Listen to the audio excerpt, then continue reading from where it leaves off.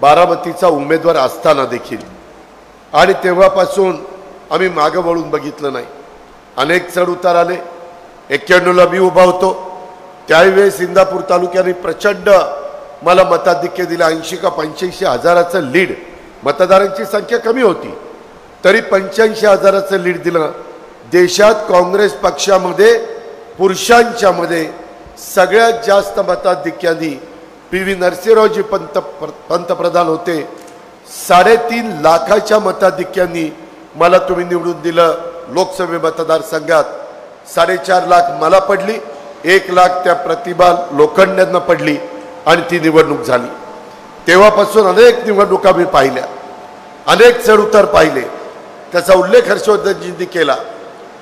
ते सगळं होत असताना अंकिताने पण सांगितलं किंवा मागच्या 4 निवडणुकीमध्ये पाहिल्यानंतर त्याच्यामध्ये आमच्याकडनं काम करून घेतलं जातं, परंतु नंतर मात्र वेगळं घडतं।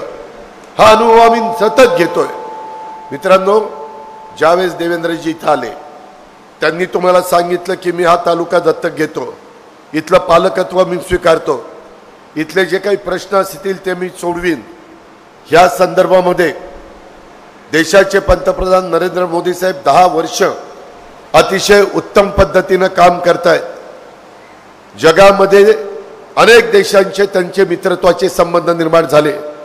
मगाशी शरदजी जामदारांनी सांगितलेली वस्तुस्थिती खरी आहे। युक्रेन आणि रशिया ही लढाई झाली, आपल्याला माहिती नव्हतं। अनेक आपली मुलं तिथं मेडिकल कॉलेजच्या करता युक्रेनमध्ये गेलेली आहेत, भारतातली, महाराष्ट्रातली। त्यांना अतिशय सुरक्षित आणण्याचं काम मोदींनी पुतीनला सांगितलं की ते माझे सगळे विद्यार्थी मला बाहेर काढायचे आहेत, थोडंसं सहकार्य केलं पाहिजे।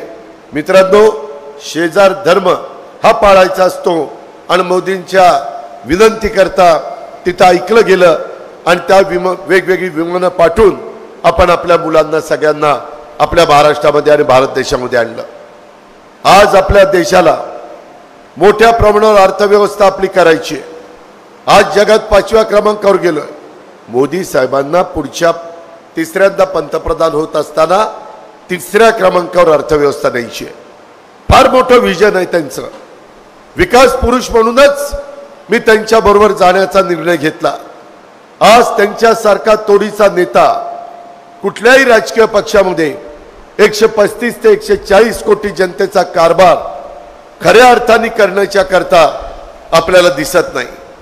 तुम्ही त्रयस्थ म्हणून बघा, भारत नागरिक म्हणून बघा।